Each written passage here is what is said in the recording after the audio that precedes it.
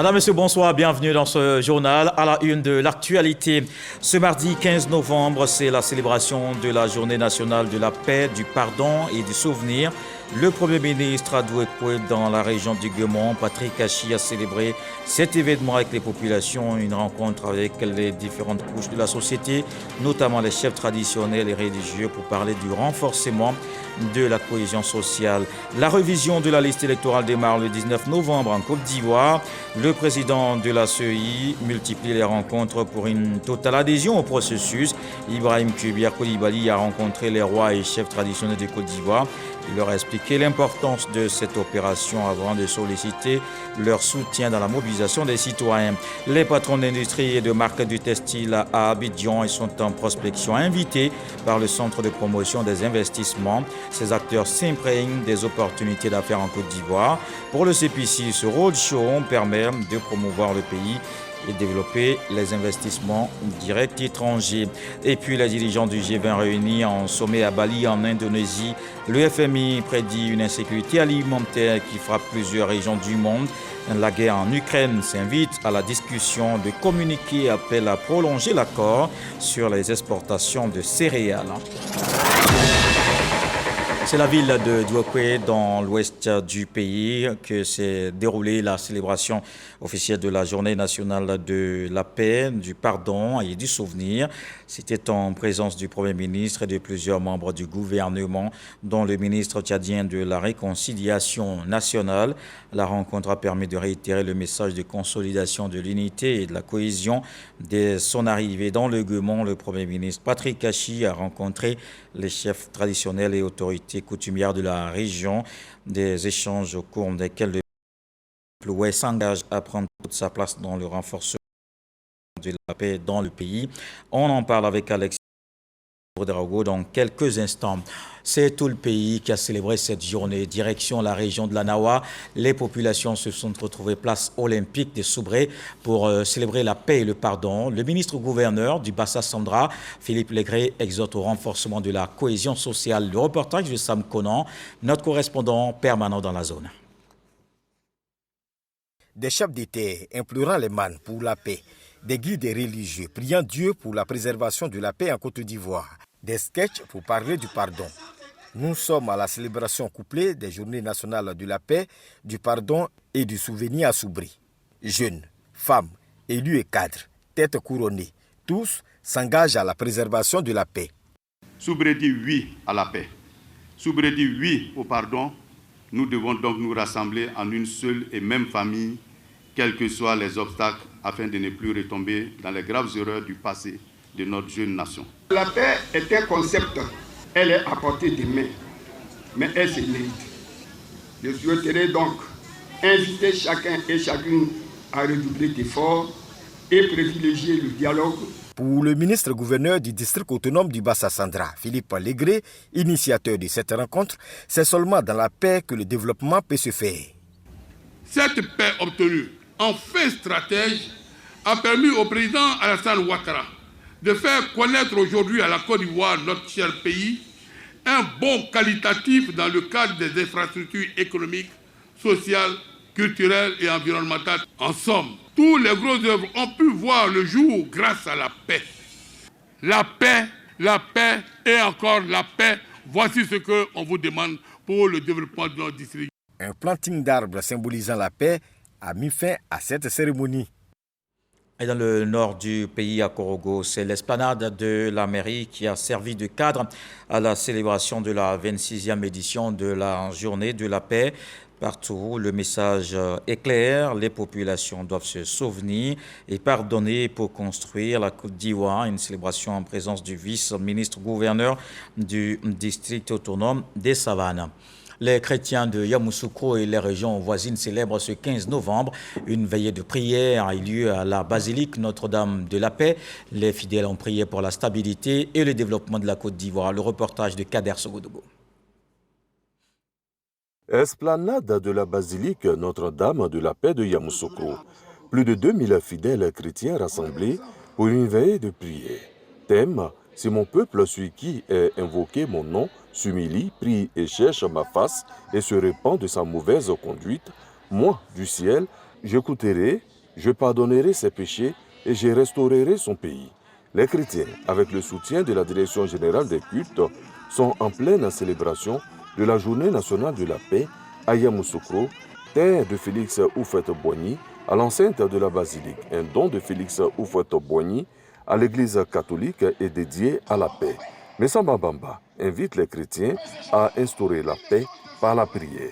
Tous les livres saints enseignent la paix, la bonne parole, le vivre ensemble, l'amour de l'autre, l'amour du prochain. Et si les guides religieux eux-mêmes se parlent entre eux, les fidèles se parleront entre eux. Et je pense que ça sera le ciment de la paix dans notre pays. Au petit matin, tous sont heureux d'avoir participé à ce pèlerinage dédié à la paix. La paix, comme le dit le président Oufoué, ce n'est pas un vain mot. Nous demandons à tous les acteurs ivoiriens, les politiciens, la société civile, de se mettre ensemble. C'est dans l'union que nous puissions construire ce pays. Que les fils de ce pays se donnent la main, qu'on se donne la main, qu'on cultive la paix entre nous. C'est très important. Prière, chant et danse étaient les temps forts de ce pèlerinage pour la paix démarré à 19h et qui a pris fin au petit matin de ce 15 novembre 2022. L'église d'Eima prie pour la paix et la stabilité en Côte d'Ivoire. La séance de prière s'est déroulée à Ouakro, c'est dans le département de Taabou. Des milliers de fidèles se sont retrouvés. La présidence de cette 34e édition du genre, assurée par le directeur général de la RTI, Fosséni Dambélé, félicite la communauté pour ses efforts en faveur de la cohésion et le vivre ensemble. Le reportage de Soro Corona. Journée de prière de la paix en Côte d'Ivoire de l'église d'Eima. La 34e édition de cette journée a réuni des milliers de fidèles venus des 4 coins du pays à Ouakro, village du département de Taabou. Mais Kofi, président du comité d'organisation, est revenu sur la paix, fondement de l'église d'Eima.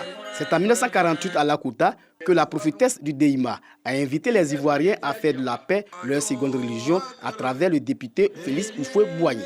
En 1988, une autre révélation institue le 15 novembre de chaque année comme une journée de prière de la paix en Côte d'Ivoire pour la communauté d'Eima. La paix a été désignée par la prophète Baguéounéo. C'est pour cela dans toutes les églises d'Eima, la 3e prière est réservée pour la paix. Alors, nous sommes venus demander la cohésion, la paix définitive, la santé de fer, pour que vraiment notre président soit à l'aise. Il nous a apporté la paix, il parle de la paix, donc nous devons soutenir le président. Le directeur général de la RTI, président de cette cérémonie, salue l'action de l'église d'Eima qui contribue à consolider la paix. Pour Fosséni Dambélé, cette paix est désormais une réalité grâce au président de la République, Alassane Ouattara. La paix est la religion de la religion. Parce que sans la paix, il n'y a pas de religion. On a beaucoup parlé du président Félix Houphouët-Boigny, père fondateur de la Côte d'Ivoire, de sa rencontre avec la prophétesse, du socle de la paix qu'ils ont instauré dans notre pays, mais qui après a été perturbé par de nombreuses crises, des mésententes. Mais aujourd'hui, avec l'avènement du président Ouattara, nous sommes en train de retrouver et de consolider cette paix et cette cohésion dans notre pays. Le représentant du ministre de la Santé, de l'Hygiène publique et de la couverture maladie universelle, parrain de la cérémonie, souligne que sans paix, aucun développement n'est possible. Vous, Église d'Eima, êtes le socle sur lequel nous devons bâtir notre Côte d'Ivoire.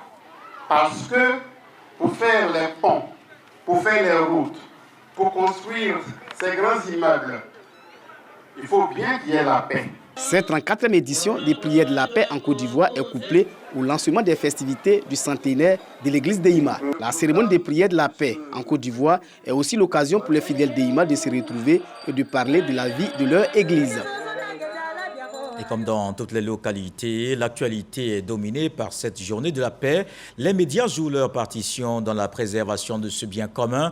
À Danané, dans l'ouest du pays, les radios locales ont célébré cette journée. Elles ont fait le pari de défendre ces valeurs indispensables au développement du pays. C'est un reportage de Franck Quadio. Bonois, sud de la Côte d'Ivoire. Ici, les stigmates des récentes tensions sociales sont encore visibles et pour effacer les cicatrices, des initiatives se multiplient. L'une des dernières, un festival dédié à la paix, portée par la municipalité et une radio locale, la radio Noé. Nos agents, nos collaborateurs ont déjà sillonné toutes les radios et elles se sont dites prêtes à nous accompagner. Donc soyez rassurés, toutes les radios seront là et elles prennent part parce que déjà les communications commencent à passer. La paix, concept, art de vie et cohésion, ici tous sont conscients de leur implication. Et même l'Église aussi a été plusieurs fois invitée par de sensibilisation. Au-delà de cela, il y a plusieurs activités ici à Beaunois. Et tous, nous avons intérêt à aller à la paix parce que les médias, ils jouent aussi leur rôle. Vouloir la paix sans donner les moyens. À Dieukwé, ouest du pays, 401 km d'Abidjan à vol d'oiseau, la question est centrale.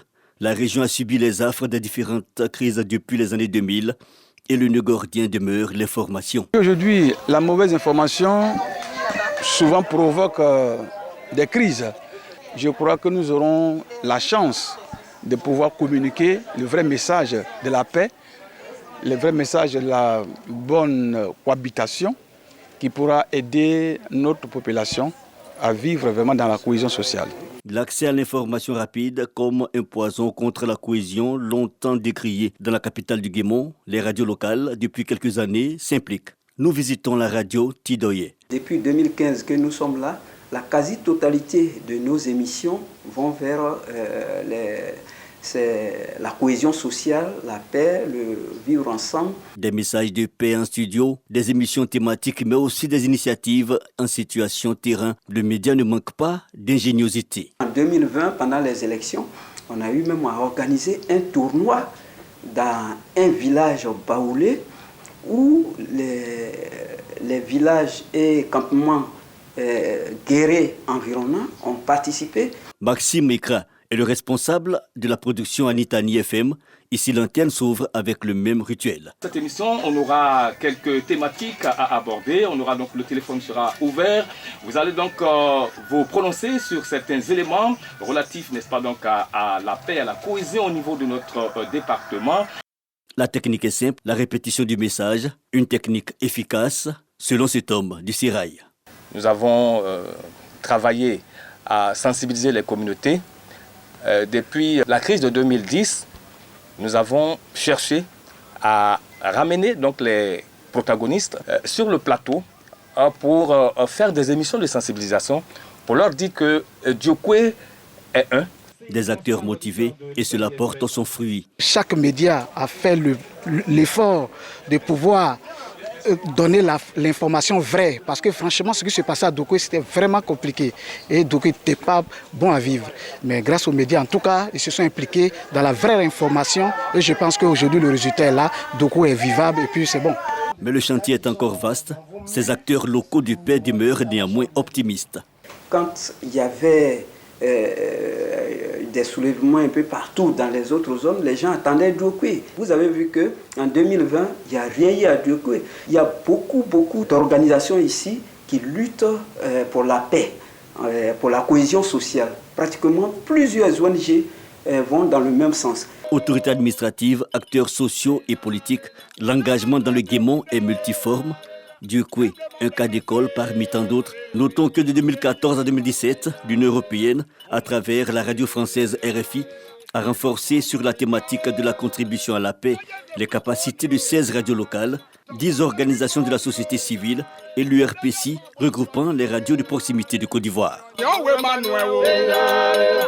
Et c'est dans la paix que le développement se poursuit. Les patrons d'industrie et de marques du textile sont présents à Abidjan. Ils sont invités par le Centre de promotion des investissements en Côte d'Ivoire. Ces hommes d'affaires s'imprègnent du circuit de production du coton, un roadshow du CPC qui permet de promouvoir les opportunités et attirer les investissements directs étrangers. C'est ce que nous dit Mamadou Kouassi. Deuxième pays producteur de coton en Afrique, la Côte d'Ivoire veut accroître son taux de transformation estimé aujourd'hui à seulement 2%. Une volonté qui permettra à la nation ivoirienne d'être le hub du développement pour les filières textiles et habillement. Avant cette phase, des investisseurs européens, américains et asiatiques sont à Abidjan. Il s'agit pour le CPC de présenter les potentialités de la Côte d'Ivoire en matière de coton, de textile et d'habillement à ces industriels et détenteurs de marques de renommée internationale. Ceux qui sont là, on a trois sortes. On a ceux qui achètent les produits finis, on a ceux qui achètent les produits semi-finis et on a ceux qui ont toute une gamme de clients dans le monde entier. Et donc aujourd'hui, c'est vraiment une opportunité pour nous de pouvoir présenter notre savoir-faire, de présenter les infrastructures qu'on est en train de mettre en place, de présenter les avantages qu'on met en place aussi pour accompagner le secteur, pour qu'ils puissent vraiment s'imprégner des vraies réalités. Président de cette rencontre dénommée Roadshow, les ministres Suleiman Diarra Souba et Kobeno Kwasi Adjoumani ont rassuré ces investisseurs du climat d'affaires favorable et surtout des mécanismes de croissance de production du coton ivoirien qualifié de bonne qualité. Le climat des affaires est favorable, la sécurité juridique des investissements est assurée. Nous avons des tribunaux spécialisés qui ne gèrent que des affaires. Donc je peux vous rassurer qu'investir en Côte d'Ivoire offre un taux de retour sur investissement très élevé. Généralement, on est au-delà de 20%. Et il est bon de faire des affaires en Côte d'Ivoire. Je vous y invite à investir. Dans la perspective de la consolidation des acquis du zonage, la filière coton prévoit 570 425 tonnes de coton graines pour la campagne 2022-2023 avec une superficie de 475 354 hectares et un rendement moyen de 1,2 tonnes par hectare, et ce, malgré les problèmes récents avec l'irruption des jacides pour lesquels nous avons déjà pris des dispositions appropriées en vue de leur destruction. Ce forum a été l'occasion pour les différents acteurs de présenter les offres dans les domaines du textile et de l'habillement. Le tout adossé à la vision 2030 du président de la République, Alassane Ouattara. En plus du forum, une visite terrain de la zone industrielle PK24 et des rencontres B2G sont prévues à l'agenda de ces grands patrons du textile et des marques internationales. Et dans le district du Bandama, il y a des opportunités d'affaires. Il s'est ouvert à Bouaké la 5e édition des Journées nationales des chefs d'entreprise. Ce rendez-vous met en lumière les richesses de la zone dans le centre du pays, les potentialités économiques des régions de Bouaké et du Hambol présentées aux participants. Un accent est mis sur le rôle du secteur privé et de la diaspora. Kader Sogodogo. La vallée du Bandama vers une économie régionale et internationale. Rôle du secteur privé et de la diaspora. Les Journées nationales des chefs d'entreprise JNSE, en ce qui concerne la 5e édition, aura comme centre d'intérêt la vallée du Bandama. Deux régions, le Bouaké et le Hambol. C'est Bouaké, chef-lieu de district, qui a abrité la cérémonie d'ouverture. Ce forum est une opportunité pour la valorisation des potentialités économiques, culturelles et touristiques des collectivités territoriales en vue de leur développement. Bouaké, le Bouaké, le Hambol, le district de la vallée du Bandama, une opportunité réelle. Des hommes d'affaires, des hommes dont la signature peut changer un destin, sont là pour passer au peigne fin les secteurs où l'on peut injecter des devises. Au nom des approches de solutions, il conviendrait de mettre en place l'arsenal institutionnel nécessaire en matière de renforcement des capacités des entreprises, de responsabilité sociétale, en matière de sous-traitance, afin de favoriser la redistribution aux populations des fruits de ces richesses locales. De Bouaké à Katiola, les JNCE viennent comme une bouffée d'oxygène. Toutes les villes du district, et en particulier Bouaké, seront durant ces jours-ci au centre des préoccupations nationales en termes d'opportunités de développement et d'investissement. Faire du district autonome de la vallée du Bandama, à l'horizon 2030, le pôle économique le plus dynamique et le plus attractif pour les investisseurs, tant nationaux qu'internationaux. Le haut patron de la 5e édition des JNSE, le vice-président Tiemoko Miliette Kone, est représenté par le ministre du Commerce, de l'Industrie et de la Promotion des PME, Suleiman Diarra Souba. Le choix du district autonome de la vallée du Bandama pour l'organisation de cette 5e édition de ces journées apparaît stratégique au regard des nombreux atouts et potentialités que regorge ce district. Je reste convaincu que de ces échanges sortiront des conclusions et recommandations qui pourront ouvrir des perspectives heureuses, notamment des opportunités d'affaires dans le district autonome de la vallée du Bandama, avec la création de nombreuses entreprises et emplois décents pour les femmes et les jeunes. Panel, rencontre B2B, visite, conférence, un programme bien alléchant a été conçu pour cette 5e édition dont la cérémonie de clôture est prévue à Katiola. Allons à Sipilou, dans l'ouest du pays. La localité a un nouveau chef de canton, Aubin Diomandé, investi en présence du ministre de l'Intérieur et de la Sécurité. Le nouveau leader communautaire s'engage à œuvrer à la cohésion et au maintien de la paix. Khalil Diomandé à Boussanogo. C'est officiel. Aubin Diomandé est désormais le 4e chef de canton de Sipilou, localité de l'ouest de la Côte d'Ivoire dans le département de Biankouma, région du Tongbi. Il est investi dans ses fonctions de chef par le ministre de l'Intérieur et de la Sécurité Vagondo Diomandé. Plusieurs chantiers se pointent déjà à l'horizon. Le nouvel auxiliaire de l'administration place la cohésion et l'unité au cœur de ses priorités. Les actions que je vais m'engager là-dessus, c'est la cohésion sociale, l'entente, le bien-être de ma population, pour que la paix règne dans notre canton.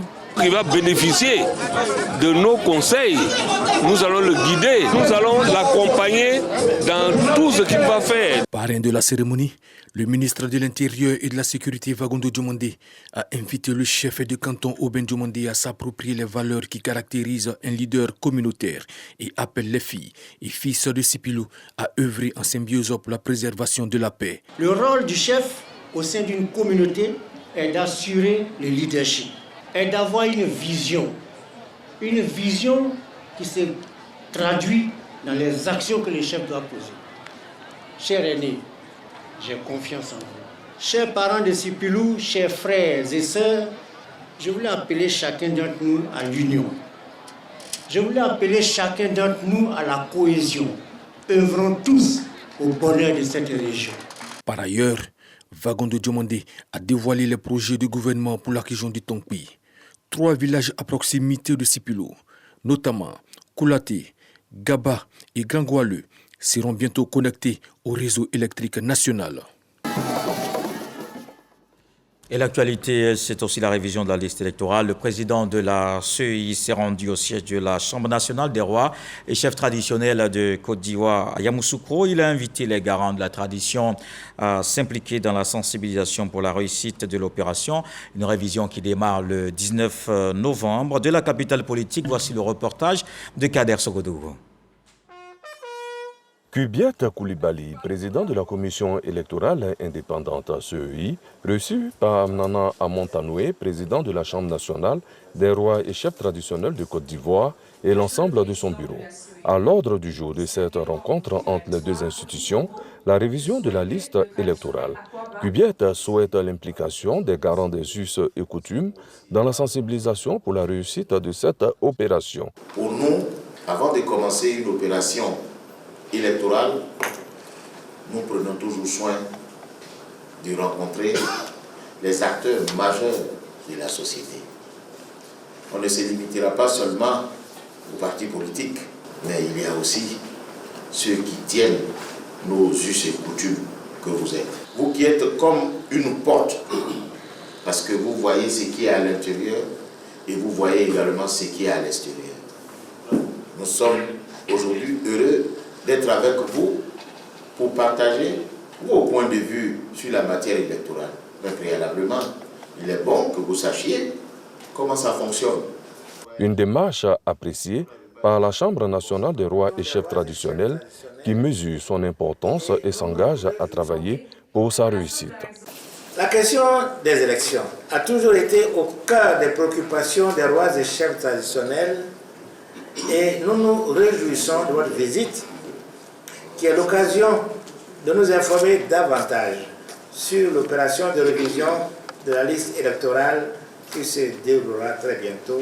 La révision de la liste électorale est prévue du 19 novembre au 10 décembre 2022 en Côte d'Ivoire. Dans l'actualité politique ce soir, des dizaines de militants de l'opposition de la région du Moronou rejoignent le RHDP. C'est ici à Abidjan qu'ils ont pris l'engagement de servir leur nouvelle formation politique. Une adhésion en présence des responsables de ce parti, Gilbert Koné Kafana et Awandoli. On en parle avec Alexis Ouedraogo. La famille RHDP s'agrandit. Plusieurs dizaines de militants issus des partis politiques de l'opposition de la région du Moronou y ont déposé leurs valises. En présence de l'inspecteur général d'État, Awandoli Théophile, et de Gilbert Kafana Kone, président du directoire du RHDP, ces nouveaux militants ont indiqué être venus prendre leur place dans le train de développement en marche sous la houlette du président Alassane Ouattara. Nos oreilles entendent, nos yeux voient. À présent, nos bouches professent que son Excellence M. Alassane Ouattara est en train de transformer de façon spectaculaire notre pays. C'est pourquoi nous, anciennement militants et responsables locaux de divers partis politiques dans le Moronou, décidons aujourd'hui d'y apporter notre modeste contribution en prenant place dans le train de développement. À ces nouveaux venus, Awandoli Théophile a souhaité la bienvenue. Nous avons cette chance qui sont nombreux à vouloir venir au RHDP. Merci, chers frères et sœurs. Vous avez fait le bon choix. Vous avez fait le bon choix et je voudrais que vous-même vous applaudissez. Des mots soutenus par Gilbert Kafana Kone. Je voudrais vous demander d'accueillir ceux qui viennent d'arriver, ceux qui vont arriver, et qu'ensemble nous nous donnons la main pour faire la tâche, et qu'en 2023, 2025, que nous soyons toujours les meilleurs.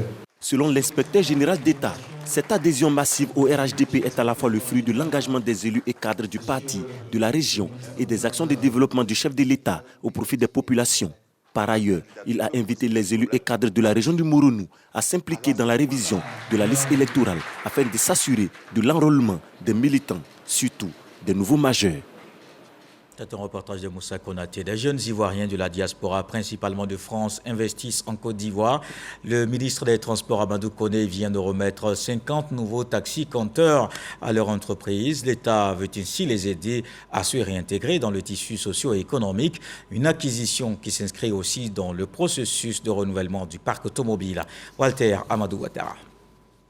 Avec ses 50 nouveaux taxis-compteurs, l'entreprise bénéficiaire voit son personnel atteindre le nombre de 300.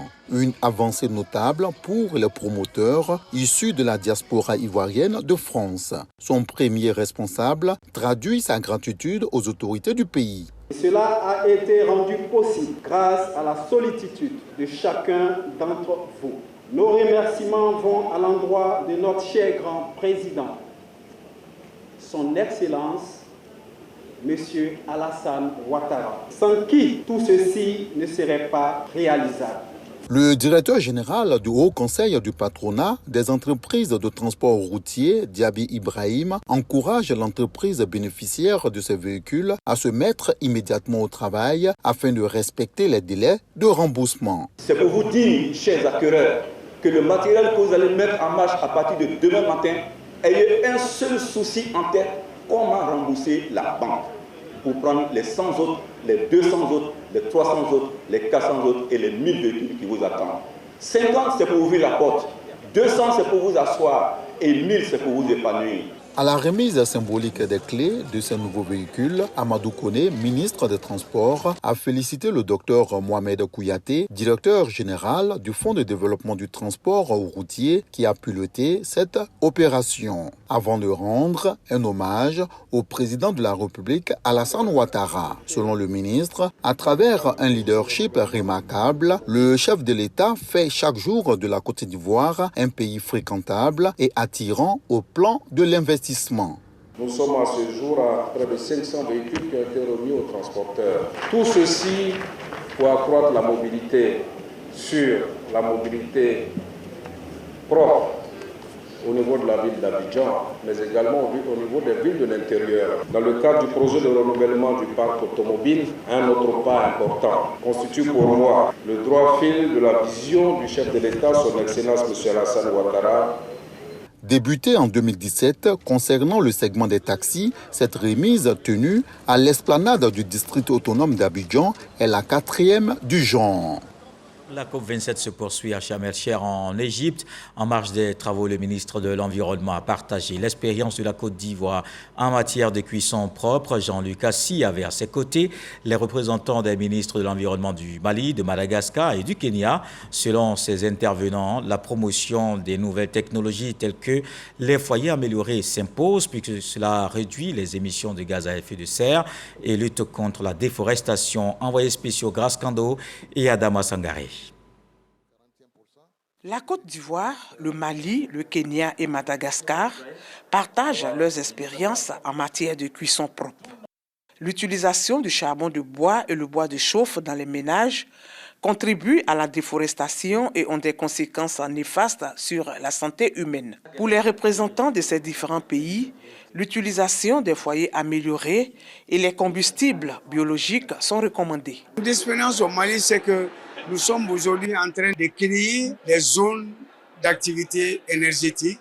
C'est rassembler les populations, les informer à aller vers des plantations de jatropha dans leur localité. Ensuite, produire les graines de jatropha qui, une partie est vendue à l'unité et l'autre partie est transformée pour produire du biogaz pour le village. Notre première dame est très impliquée dans la filière éthanol. Elle vient de lancer en 2020 la construction d'une usine de production d'éthanol. Bien entendu, tout ça s'accompagne des activités de production des matières premières. On est vraiment en plein là-dedans en ce qui concerne le projet de cuisson propre. Le secteur de la cuisson constitue une source majeure d'émissions de gaz à effet de serre. C'est pourquoi, pour le ministre Jean-Luc Assis, la promotion de ces nouvelles technologies s'impose. Il est important d'abandonner progressivement.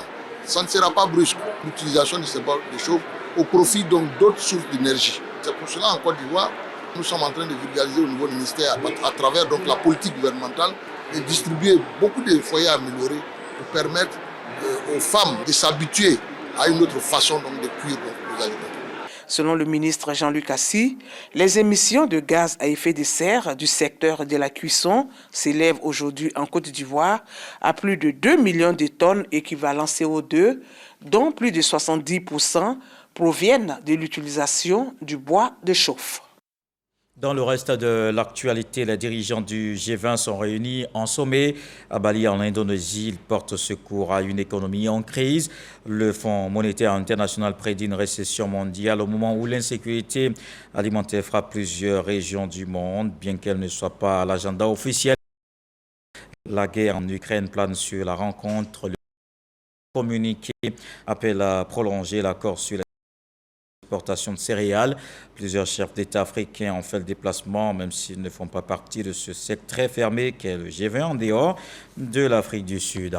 Et puis après ce journal, à suivre le débat de société sur les violences contre les enfants. Quelle responsabilité des acteurs clés? Vous aurez la possibilité de poser des questions via le code QR qui va s'afficher dès le démarrage de l'émission. Le débat de ce soir, c'est dans une présentation de Hamza Diaby. Et ce journal est terminé. Merci de l'avoir suivi. Retour de l'actualité 23h. Ce soir, le sage nous apprend que quand la vérité traîne les pas, ce n'est pas par paresse, mais pour que le triomphe soit éclatant. Dieu le voulant, on se retrouve demain.